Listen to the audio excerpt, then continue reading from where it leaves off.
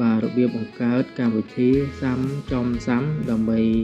ដាក់ពាក្យយកពន្ធត្រឡប់មកវិញដែលជាប្រភេទពន្ធសូទឹកសេបងប្អូនខ្មែរយើងដែលរស់នៅក្នុងប្រទេសកូរ៉េប្រកាសជាស្គាល់ប្រភេទពន្ធសូទឹកសេនឹងហើយ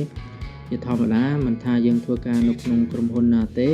គឺគេតែងតែកាត់ពន្ធសូទឹកសេនឹងប្រចាំខែពីយើងរាល់ខែអញ្ចឹងបងប្អូនខ្លះក៏ចង់ដាក់ពាក្យយកលុយពន្ធនឹងត្រឡប់មកវិញប៉ុន្តែគាត់អត់ចេះបងប្អូនអាចមើលវីដេអូនេះបានអញ្ចឹងជាដំបូងបងប្អូនត្រូវទៅបង្កើតdownload កម្មវិធីមានពាក្យថាសាំចំសាំ download កម្មវិធីនឹងមកអញ្ចឹងសម្រាប់ខ្ញុំធ្វើការ download រួចហើយខ្ញុំគ្រាន់តែចុចចូលទៅកាន់កម្មវិធីសាំចំសាំនឹងមក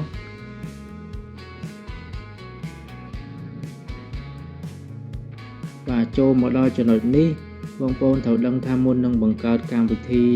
នេះបានបងប្អូនត្រូវតែបង្កើតកម្មវិធីការកោតថុកជាមុនសិនពេលដែលបងប្អូនបង្កើតកម្មវិធីការកោតថុករួចបងប្អូនត្រូវមានកម្មវិធីគេហៅថា in ជើងសការកៅ in ជើងសបងប្អូនធ្វើការបង្កើតកម្មវិធីការកៅ in ជើងសសិនហើយបងប្អូនដែលមិនទាន់មានកម្មវិធីការកៅ in ជើងសនឹងទេមិនទាន់បានភ្ជាប់ទេបងប្អូនអាចមើលនៅក្នុងវីដេអូខ្ញុំបានវីដេអូមុនគឺខ្ញុំមានបង្រៀនពីរបៀបក្នុងការបង្កើតកម្មវិធី in ជើងសដែរអញ្ចឹងបងប្អូនបង្កើតកម្មវិធីការកៅថុកហើយបងប្អូនបង្កើតកម្មវិធីការកៅ in ជើងសរួចទើបបងប្អូនអាចបង្កើតកម្មវិធីសាំចំសាំដើម្បីឆែកលុយពន្ធសូទឹកសេបានអញ្ចឹងដូចខ្ញុំនេះបង្កើតរួចរាល់អស់ហើយអញ្ចឹងកុំឲ្យខាត់ពេលយូរយើងចូលមកមើលចំណុចខាងក្រោមនេះគេដាក់ថា Kakao Ke Jongro Ke Sukhaki បងប្អូនចុចលើពាក្យនឹងមក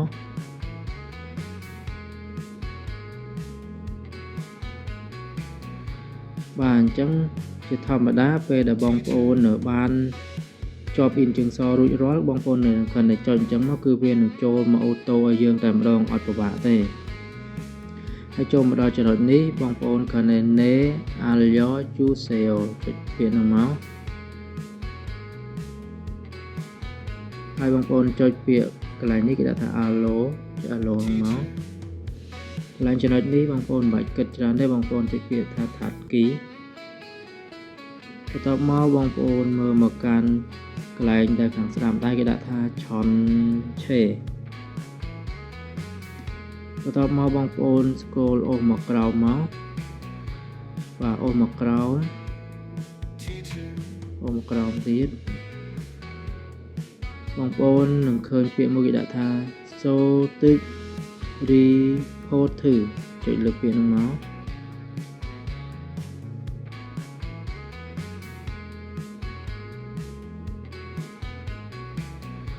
បាទអញ្ចឹងបន្ទាប់ពីបងប្អូនចុចហើយគឺគេនឹងមានចេញជាឈ្មោះឲ្យយើងណា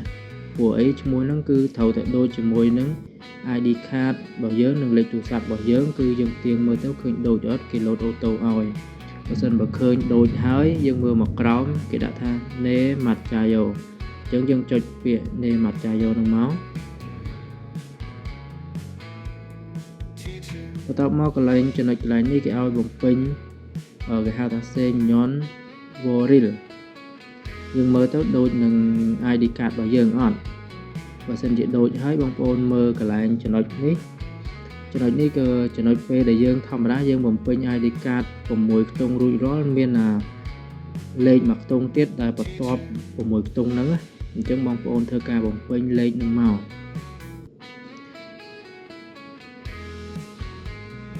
បន្ទាប់ពីបងប្អូនធ្វើការបំពេញរួចគេនឹងមានជំរើសឲ្យយើងរើសការកៅថុក in ជើងនិង pass in ជើងបើសិនមកបងប្អូនមានការកៅថុក in ជើងបងប្អូនចុចលើការកៅថុក in ជើងហើយបើសិនជាបងប្អូនមានកម្មវិធី pass in ជើងបងប្អូនយក pass in ជើងទៅសម្រាប់ខ្ញុំគឺខ្ញុំមានការកៅថុក in ជើងគេហៅអញ្ចឹងខ្ញុំចុចពាក្យថាការកៅថុក in ជើងហើយចុចពាក្យថា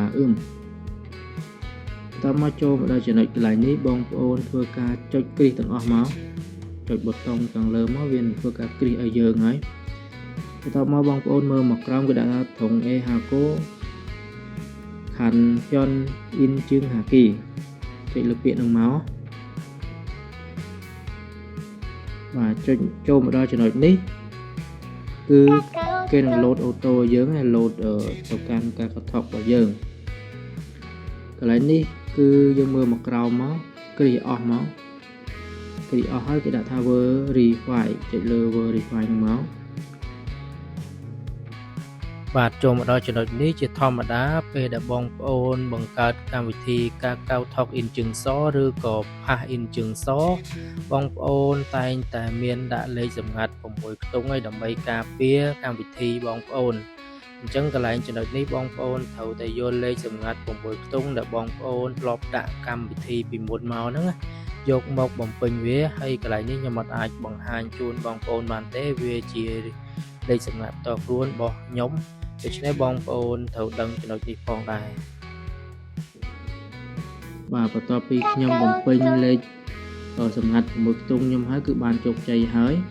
អញ្ចឹងមើលមកខាងក្រោមគេដាក់ថាអូខេយើងចុចអូខេនឹងមកបាទបន្ទាប់មកបងប្អូនមើលកន្លែងកាកៅអ៊ីនជឹង value hu nolyo chuseo ចុចលេខនឹងមក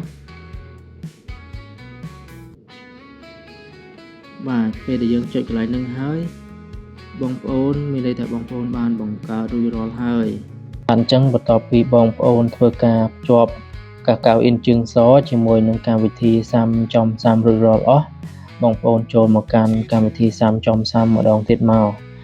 បងប្អូនមើលខាងក្រោមស្ដាំដៃគេដាក់ថាឆនឆេចុចលើឆនឆេនឹងមក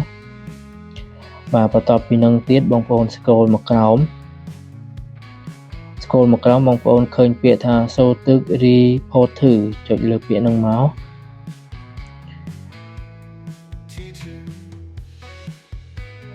បាទបន្ទាប់ពីបងប្អូនចុចរួចបងប្អូនមើលកន្លែងសូទឹ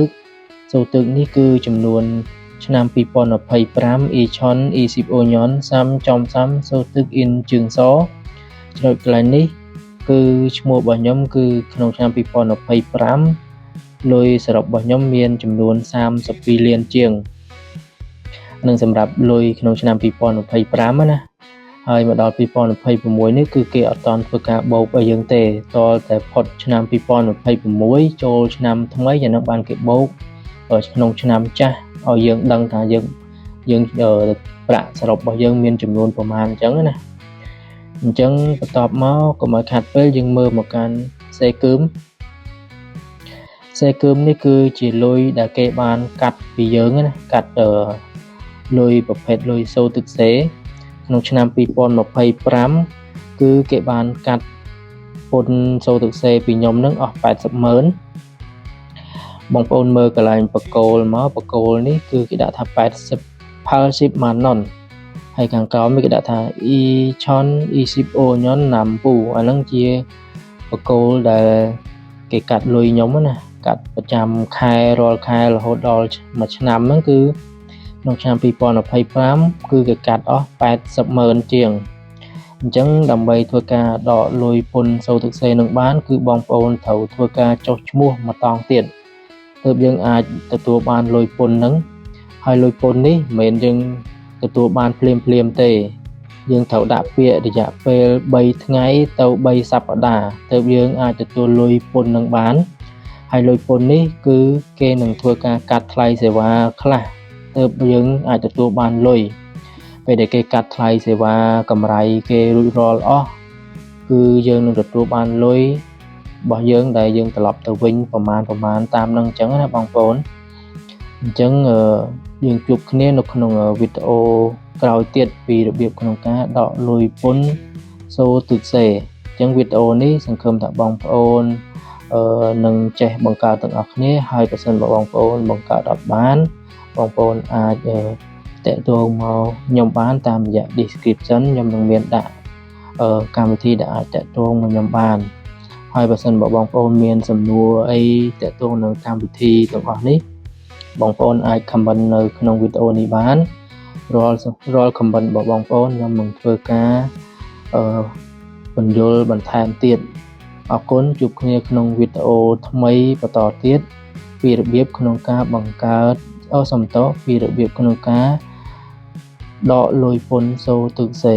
អរគុណបាយបាយជួបគ្នាវីដេអូក្រោយ